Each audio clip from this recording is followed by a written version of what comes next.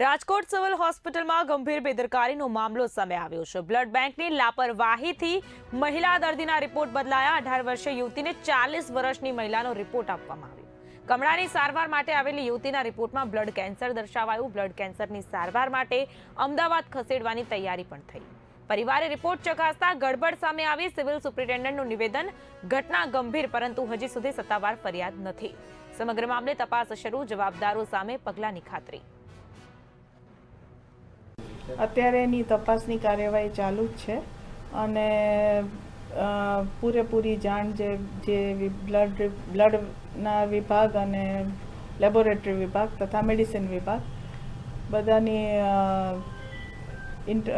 કાર્યવાહી કરી અને આપણે આગળનો નિર્ણય લઈશું। બેન, આમાં જે કોઈ પણ દર્દી દાખલ થાય છે તો પ્રોસેસ શું હોય છે બ્લડ સેમ્પલિંગ માટે અને લેબોરેટરી સુધીની? આમાં શું આખું પ્રોસેસ કઈ પ્રકારની? દર્દી દાખલ થાય એટલે ડૉક્ટરને જરૂરી લાગે એ રિપોર્ટ્સ બ્લડના એડવાઇસ કરતા હોય છે, એ પ્રમાણે બ્લડના સેમ્પલ્સ કલેક્ટ થઈ અને લેબોરેટરીમાં મોકલવામાં આવતા હોય છે। તપાસમાં કોઈ બહાર આવ્યું છે? પ્રાથમિક તપાસમાં ના, હજી પ્રાથમિક તપાસ ચાલુ છે।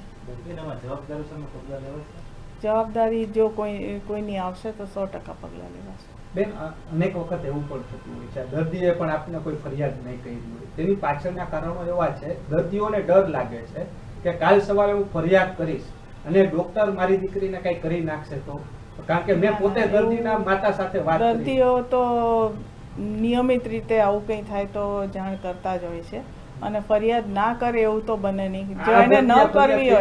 જો એને ન કરવી હોય તો આ વસ્તુ કદાચ મીડિયા સુધી આવી જ ના હોય, એટલે એને ફરિયાદ તો કરી જ હોય, પણ મારા સુધી નથી પહોંચી ફરિયાદ।